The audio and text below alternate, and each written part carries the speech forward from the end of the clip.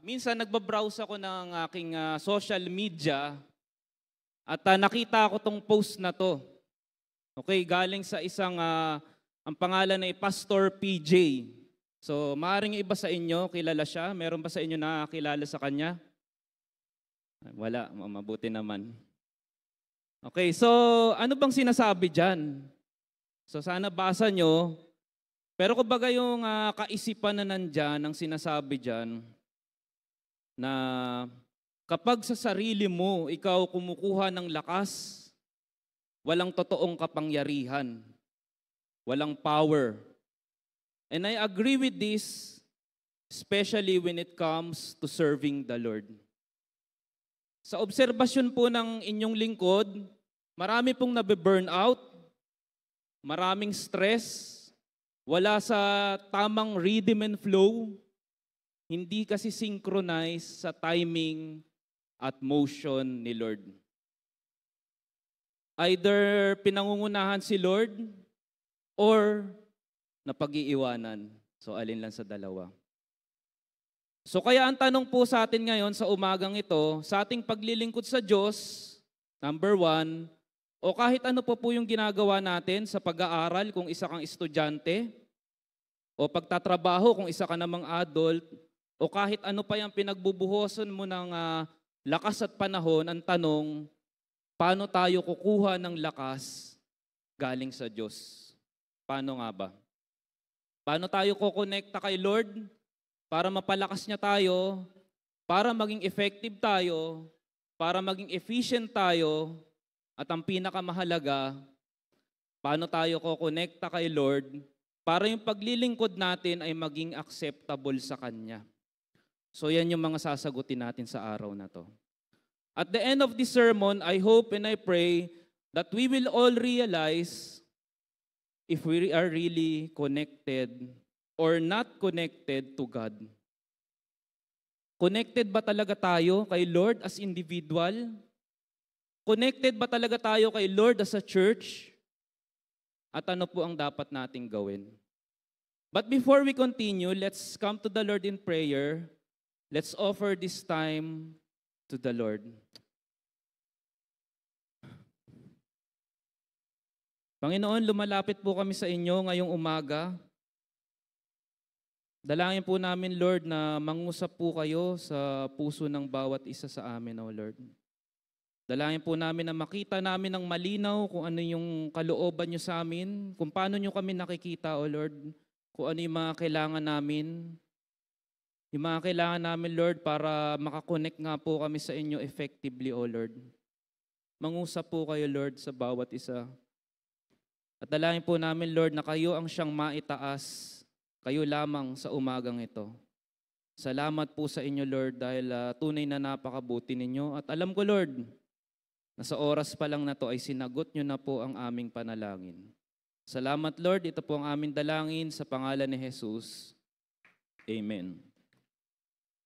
So to answer the questions, if we are or how we should be connected to God, we will go back to ancient history, about 445 BC. 445 years ago, bago pinanganak ang ating Panginoong Jesus. So during Babylonian, Persian invasion sa Israel, merong tatlong nasulat na libro as we know it today. So ito yon. Una, back-to-back, Ezra and Nehemiah. At pangalawa ay Esther, Book of Esther. So trivia lang po, sa original na pagkasulat ng Biblia, I'm talking about the Hebrew, okay? Magkasama po ang Ezra and Nehemiah. Isang libro lang po yan. At nasulat po yan, naalala nyo, na-discuss natin dati yung Book of Esther. Diba? So, kung may nakakaalala pa sa inyo, long time ago, nung ating Binook series yan, so magkakasabay po na panahon halos yan. So, for 70 years, Jews were held captive by Babylons. So, sinakop ang mga Hudyo ng mga Babylonians.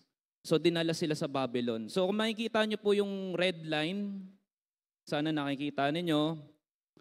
Okay, so dinala ng Babylon, so from Jerusalem, so dinala yung mga Israelites or mga Jews sa Babylon. At habang yung mga Jews ay nasa captivity pa, okay, nasa Babylon pa sila, in-invade yung Babylon ng Persia, ng Persian Empire.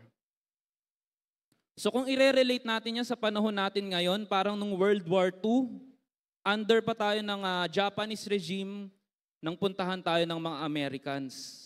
So parang ganun, more or less. Ang kaibahan lang, yung mga Jews kasi dinala sila sa ibang bansa o sa ibang lugar. Tayo naman, nandito lang naman tayo eh. So 70 years silang nasa captivity. So napakahaba nun. Can you imagine that? Okay, so kung halimbawa, newborn baby ka, nung sinakop ka at dinala sa ibang bansa, so lolo ka na, nasa Babylon ka pa rin. So ganun yun. Yung iba sa kanila, doon na pinanganak, doon na nagkapamilya, kaya ayaw na nilang bumalik sa Israel. Kasi established na sila doon, may family na sila, may work, may business. Although minority sila doon sa grupo na yon, sa lugar na yon, kaya lang iniisip nila na kung babalik pa sila doon sa Jerusalem, kung saan talaga sila nakatira, start from scratch na naman sila. Okay? So mahirap yung transition. Parang yung mga OFW na mga kapatid natin, so mahirap para sa kanila na mag-work ulit dito sa Pilipinas kasi magiging maliit yung sweldo nila. So malaking adjustment. So parang ganun yung dilema nila. Okay? Gusto nilang bumalik, maaring gusto nila yan, kaya lang mahirap magsimula ulit. So nasa Babylon nga sila, at ayaw na nilang bumalik sa Israel. Kaya lang, si Lord na mismo yung gumawa ng paraan para bumalik sila. Si Lord na King of Kings ay walang makakatanggi. Alam naman natin yan. Kapag si Lord yung gumawa ng paraan, wala kang takas. Okay? Sabihin mo nga sa katabi mo, wala kang takas. Kaya yung merong mga calling dyan, saan ba yung mga yon? Ayun. Saka banda doon, meron din. Wala kayong takas kay Lord. Okay. So, pag-aaralan, titignan natin, merong 3 men of God doon sa part ng history na yan ng Israel. Okay, si Zerubbabel, si Ezra, at si Nehemiah. Okay, so in-encourage sila ng Persian king to return to their land and rebuild Jerusalem. Yung mismong Persian king na ang nagsabi na i-rebuild nila yung Israel. Pero ngayon sa araw na to, magiging specific lang tayo kay Nehemiah. Okay, so si Nehemiah was a cupbearer to the Persian king. So the name of Persian king is Artaxerxes. So yan si Artaxerxes, yung nasa right side. And being a cupbearer, iba yung level ng pagtitiwala ng hari sa kanya. Kasi siya yung taga-tikim ng alak. Okay? At saka kung ano pa man yung iinumin ng hari. Parang masarap pong trabaho yan, Pastor Doclem. Taga-tikim. So naisip ko lang kung Pinoy si Nehemiah, mahina po yung isang baso pag tinikman. Anyway, kapag tinikman ni Nehemiah yung alak at hindi siya namatay, so ibig sabihin walang lason. So pwede nang inumin ng hari. So very crucial yung kanyang ginagampanang role sa hari. Nang marinig ni Nehemiah na broken yung wall ng Israel at napabayaan na yung second temple, nalungkot si Nehemiah. Yan. Yan po yung background music nung malungkot si Nehemiah. Dahil po dyan, nanalangin po siya ng mataimtim.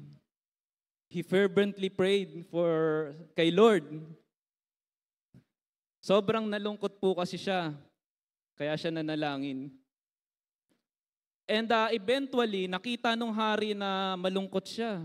So tinanong siguro siya, ba't ang lungkot mo? So, ang ginawa naman ng hari, tinulungan siya sa problema niya. At nangyari lahat yan dahil sa panalangin ni Nehemiah. Kaya may isip natin na ang panalangin ni Nehemiah is very powerful. Kaya yung klase ng prayer na yan, yan yung pag-aaralan natin sa umagang ito.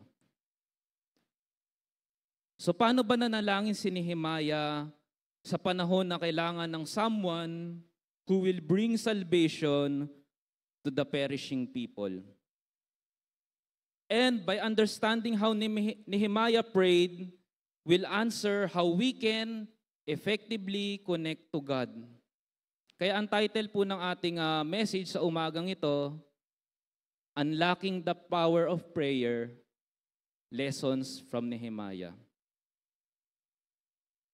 So we will read the passage from the book of Nehemiah, although technically parang mas magandang sabihin na Diary of Nehemiah kasi personal anecdote niya to, no? Para siya nagda-diary. Nire-record niya yung mga nangyayari. Okay, so babasahin lang natin ay 5 verses. So ayan, so may I request everyone to stand up, yung kaya pong tumayo.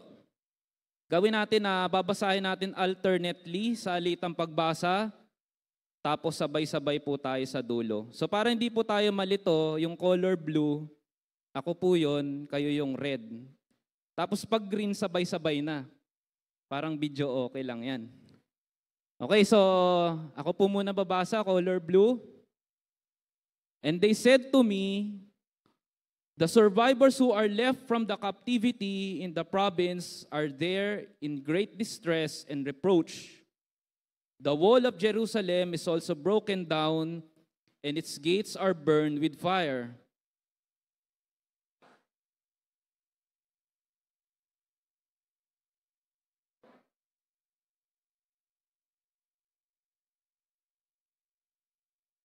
And I said, I pray, Lord God of heaven, O great and awesome God, you who keep your covenant and mercy with those who love you and observe your commandments.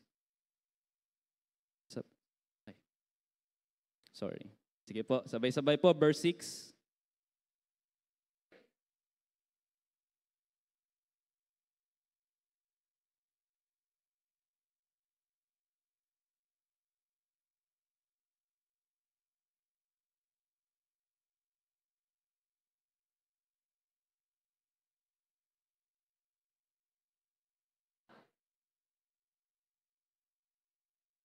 Okay, let's read together.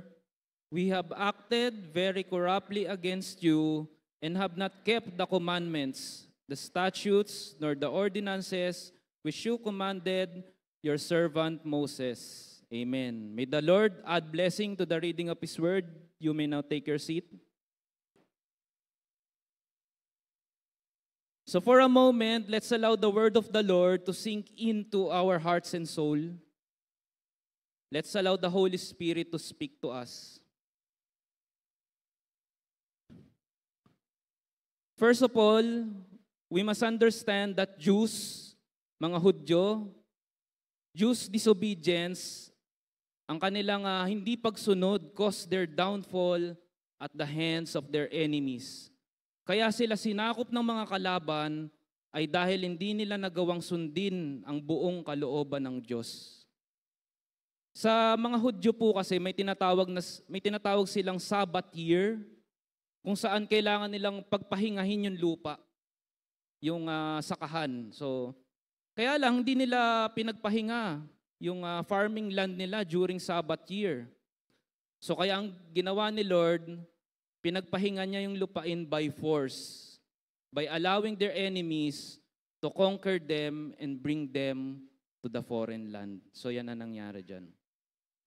Now it takes humility to admit and repent of the nation's sins as an act of rebellion against the Lord Almighty. Kailangan ng pagpapakumbaba. Kailangan ng pagsisisi.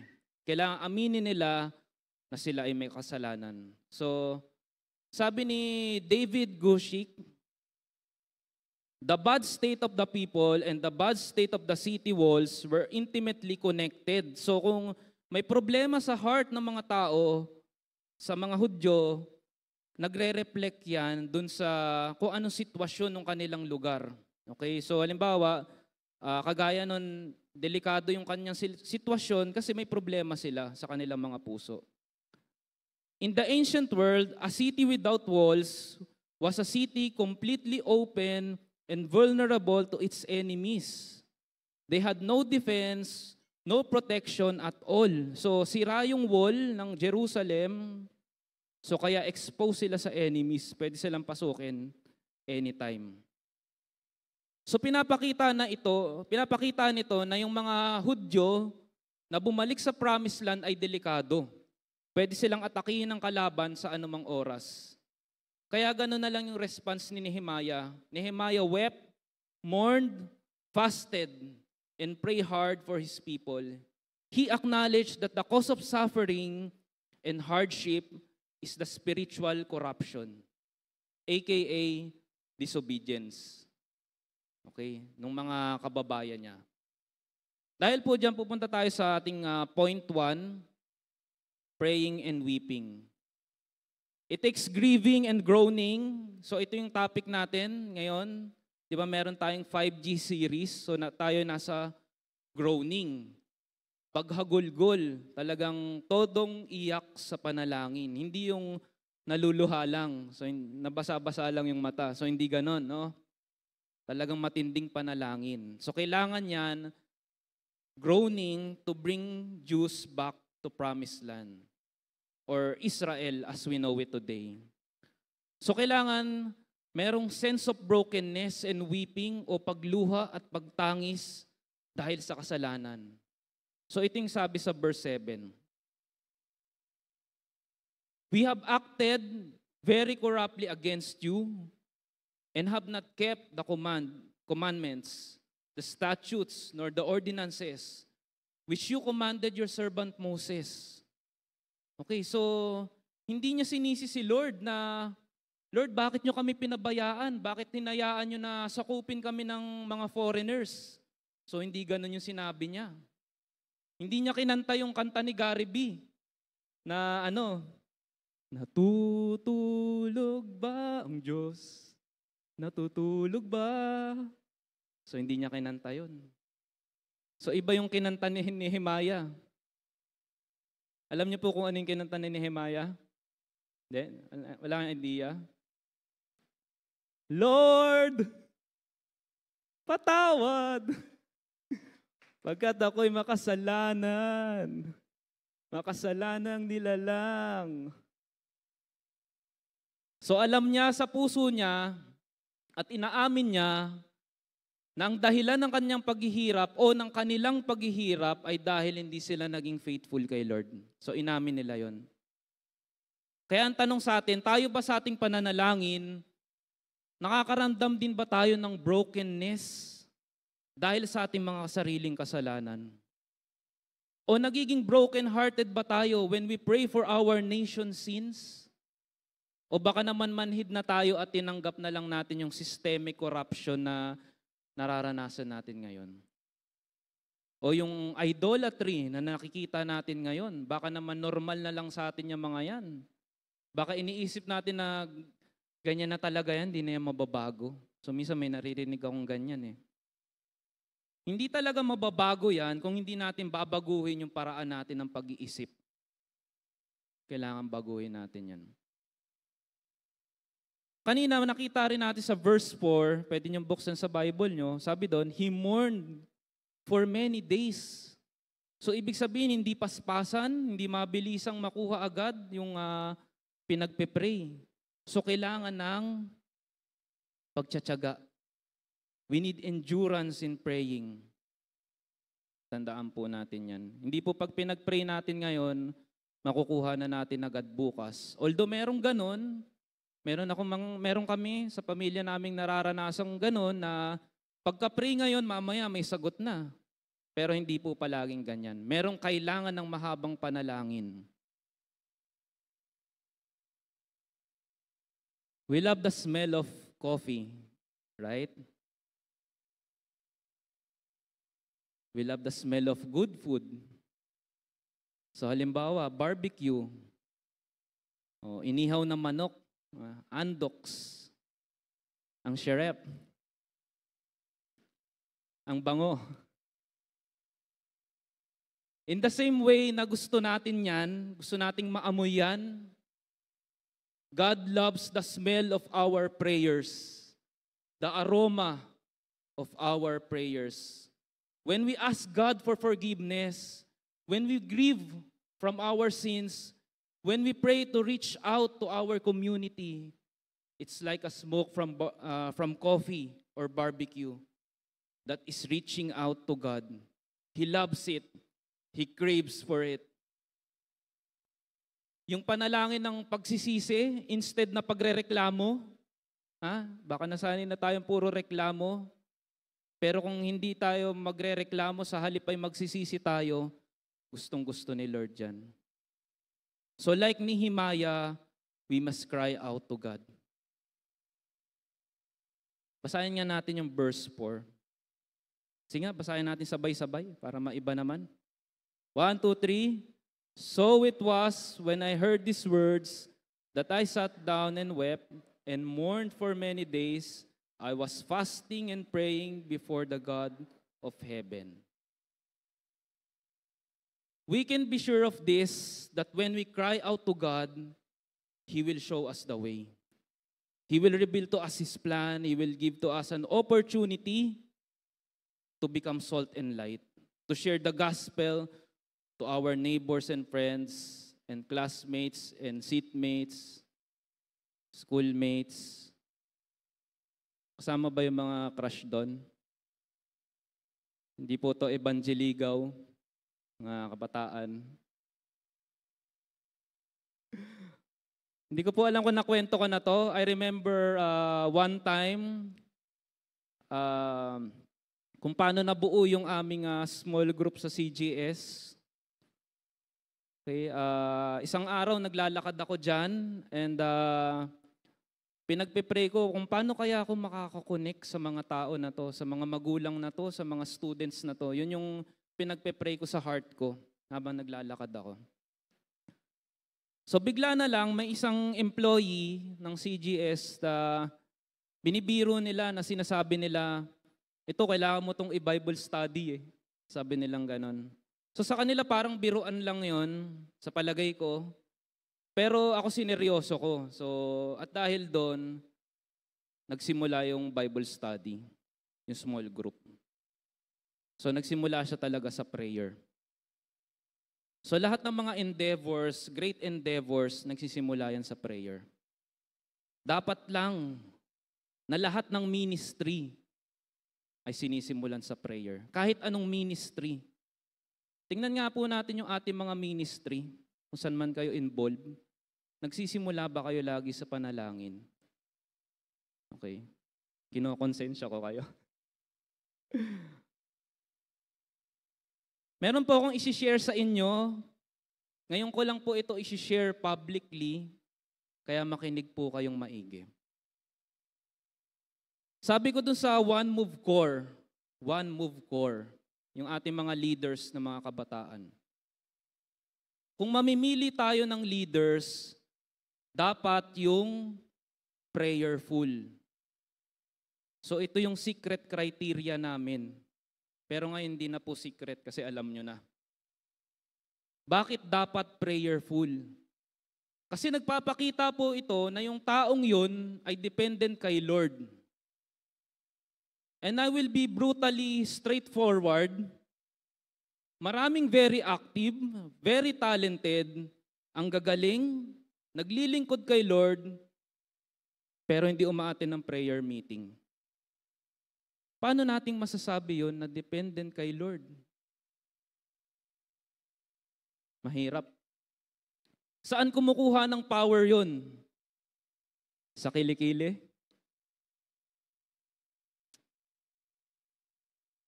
This is very dangerous kasi it will eventually lead to spiritual pride. Kasi dun sa ginagawa mong pagsiserve kay Lord, kung hindi ka nananalangin, ikaw yung bida, ikaw yung magaling, hindi si Lord. Hindi ka kasi dependent sa Kanya eh. Dependent ka sa sarili mong lakas. So mas okay pa yung seemingly, tingin natin, average lang ang talent, but he is giving his best. He is fully dependent kay Lord. Mas mabuti pa yun. Sabi po ng aming professor, si Dr. Mike Reddick, everything we do that is not in energy, strength, and life-giving power of the Holy Spirit is spiritually and eternally profitless. Kung hindi galing kay Lord yung lakas na ginagamit mo sa paglilingkod, profitless.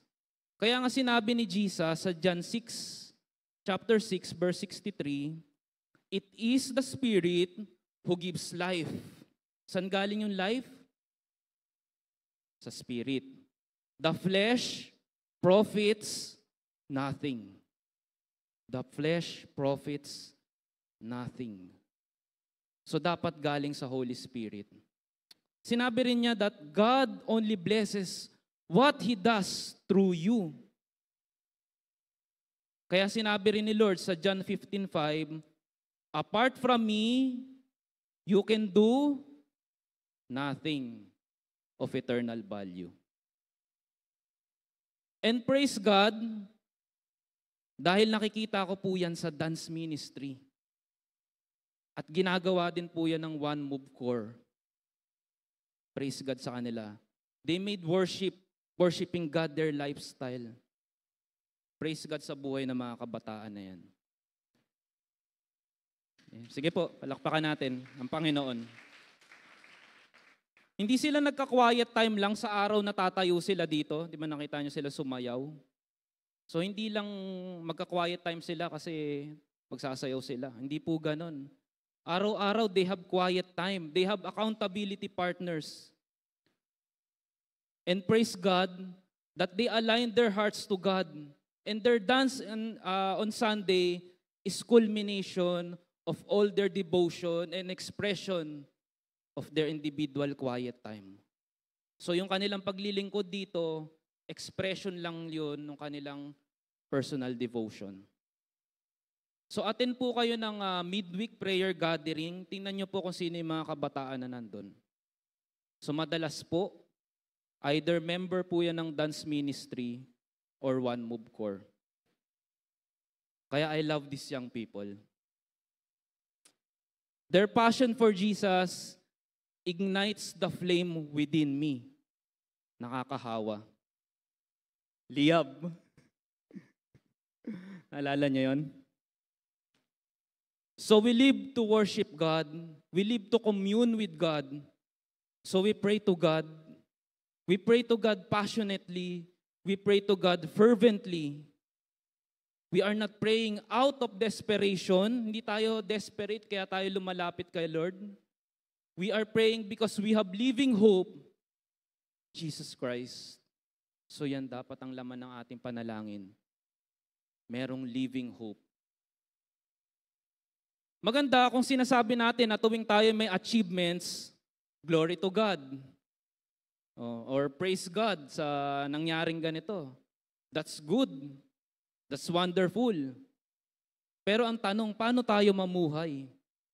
Baka kasi yung sinasabi nating glory to God kinopya lang natin sa iba. Maganda kasing pakinggan.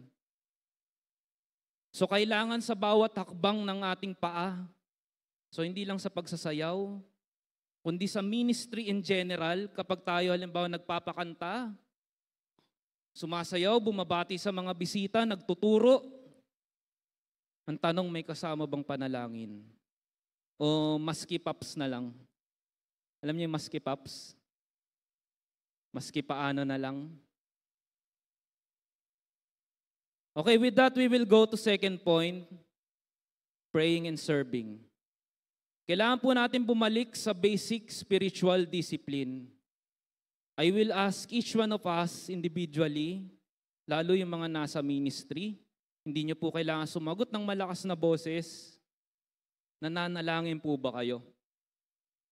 Seryosong tanong po yan. Nananalangin po ba tayo? Nananalangin po ba tayo ng maayos? nakaschedule, planado? Do you consider joining our regular corporate gathering? Meron tayong online pag Monday morning. Meron ding online pag Wednesday night kung di mo kaya ng Monday morning. At meron din po tayong every first Friday of the month, face-to-face dito sa FCF.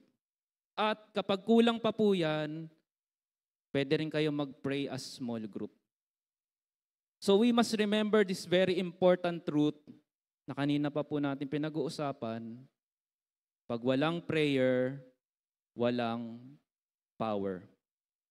Kahit gaano ka pa ka-talented, kahit gaano ka pa kagaling magsalita, kahit ano pang gifts and talents, resources ang meron ka, kung hindi ka nagpe-pray, kung hindi ka dependent sa Holy Spirit, in other words, dependent ka lang sa sarili mo, kahit gaano ka pagaling kumanta o sumayaw o tumula, hindi po yan acceptable, worshipful, wholehearted service kay Lord.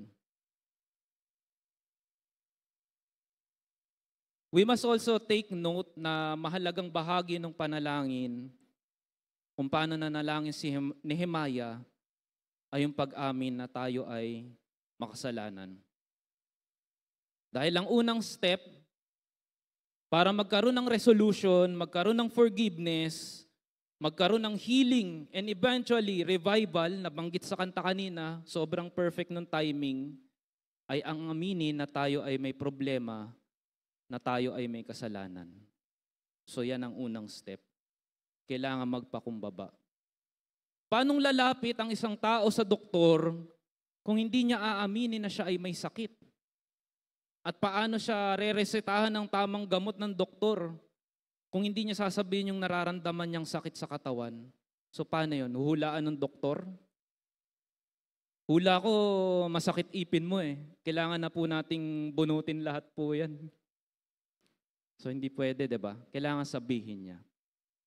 In the same way, if we will not acknowledge our sins before God, we will not find healing and restoration.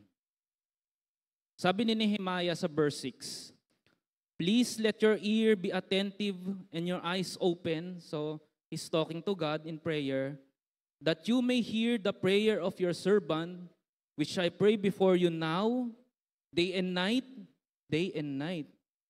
for the children of Israel, your servants, and confess the sins of the children of Israel which we have sinned against you. Both my father's house and I have sinned. Naalala ko po yung kapatid ni Joseph the Dreamer nung minsan ako nagka-quiet time. Akala nila okay na sila. Binenta nila yung kapatid nila, ginawa nila ng ebidensya, nilagyan nila ng dugo ng hayop yung damit. Pero yung totoo, binenta nila si Joseph as slave. Tapos pinilit nilang kalimutan until the Lord confronted them. The ghost of the past haunts them like a wild boar or a venomous snake. It chased them relentlessly. Nakonsensya rin sila, hindi rin nila kinaya. I realize that we must be careful in the Lord's presence. We must make sure that we are living a godly life. We must confess any sins that may hinder us from coming to God. We must be humble before the Lord and ask Him if there are any ways in our lives that we need to change. May kailangan ba akong baguhin, Lord, sa buhay ko? Is there any system of beliefs that we develop knowingly or unknowingly over time that must be reformed? So meron ba tayong kailangang i-reform sa ating sistema? Sa ating mga nakagawian na? We should ask God.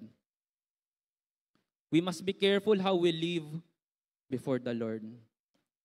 So Nehemiah cried for his people, so we should be. Then we will see, as the Lord was merciful with Nehemiah and his people, then He will be also merciful to us. The Lord is merciful that He answers all the humble plea of His people.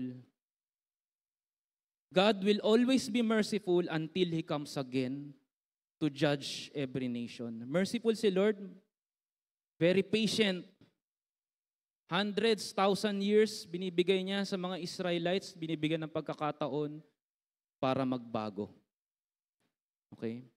Pero merong deadline, merong due date. Pagbalik ni Lord, the harvest time is over. Ang tanong kung naging kabahagi ba tayo during the harvest time. So what else can we say?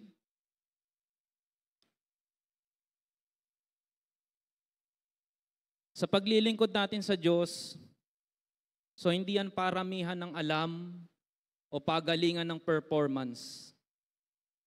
Instead, palaliman ng panalangin. Yes, may value naman yung mga gift natin and talents at mahalaga na alam natin yung ginagawa natin. Dapat tama yung theology natin. For example, worship. Example lang, worship. Dapat alam natin yung theology of worship. Dapat naintindihan natin ang tama yan. At mahalaga rin na we are doing our best to serve God. So important din yan. Pero hindi dyan nanggagaling yung power. Nagkakaroon lang tayo ng power kapag connected tayo kay Lord.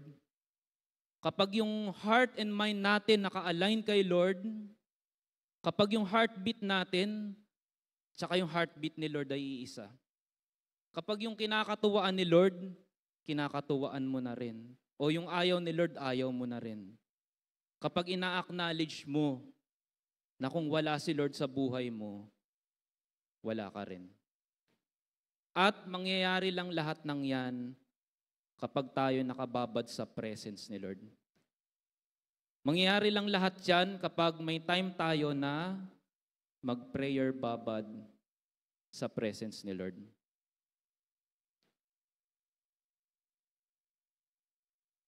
And naturally, makikita lang natin yung ating passion, kumbaga magiging mainit lang tayo sa ating preaching, teaching, singing o dancing kapag nakikipag-isa tayo kay Lord sa panalangin. Mawawala lang yung pagiging judgmental at critical spirit kapag nagkakaisa tayong manalangin.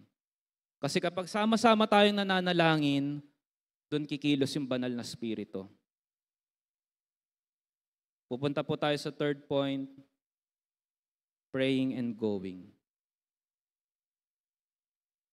Katulad ni Nehemiah, tayo rin ay nasa mission. In partnership with God, we are still in the business of saving souls and discipling people. And as we pray to God as a church, God will find a way at the right moment with the right people to bring salvation.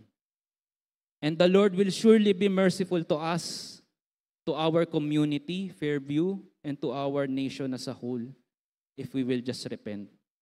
Repent in a sense that we admit our sins and turn away from our wicked ways. So God answers by sending leaders who has the fear of the Lord. So sa kwento ni Nehemiah, the Lord used Nehemiah himself with a burden in his heart for his people to restore the safety and spirituality of the nation Israel. So yan po yung classic scenario. Madalas po, yung nagpe-pray, yung may burden sa gawain ni Lord, siya mismo yung sagot sa prayers. So like Nehemiah, so he is the one who is praying, and he is also the one who is used by God to bring orderliness and restoration. So bakit ganun? Bakit yung nagpe-pray? Bakit siya yung pinapadala? Ganito po yan.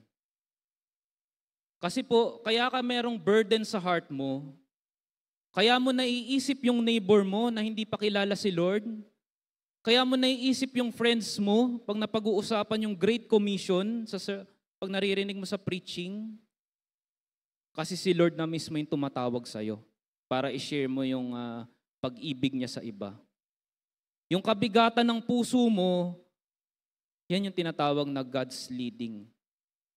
So, palitan natin yung term na burden, gawin nating leading. God's leading. So pagka sinabing leading, it's more on emotive than intellectual. So God is speaking through your emotion. Maaring sabihin ng iba na, kuya, hindi naman kasama yung emotion dyan eh. Isang ganyan eh. Tingin nila pag pinag-uusapan yung calling, hindi kasama yung emotion. Mali po yung kapatid.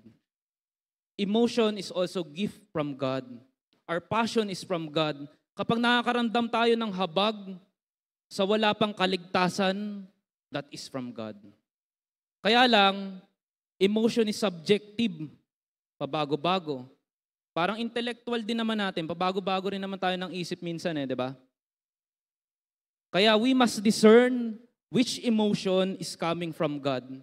If it draws you closer to God, it is the right emotion, orthopathos.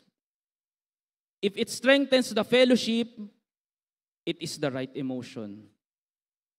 If it is for righteousness, though you need to sacrifice comfort, it is from the right emotion. That is from God. So our country today, the Philippines, is very much similar to the Jewish nation at the time of Nehemiah. There is a challenge in terms of territorial dispute and safety, and there is even greater challenge when it comes to idolatry that causes spiritual, moral, and political corruption. On political aspect, meron tayong mga enemies within and outside our state, our country. Inside, sa loob ng bansa natin, as mentioned, there is corruption, syndicating the government at the expense of the welfare of fellow Filipinos. Outside, there are invaders who threaten the sovereignty and territorial ownership. Kung sila Nehemiah merong broken wall, tayo merong 9-dash line. At recently, meron pang missile testing.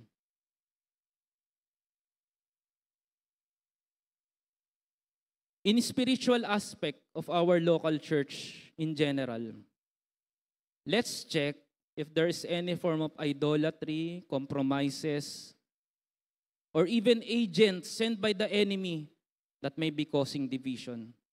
So we must learn to discern that. So how we should respond then?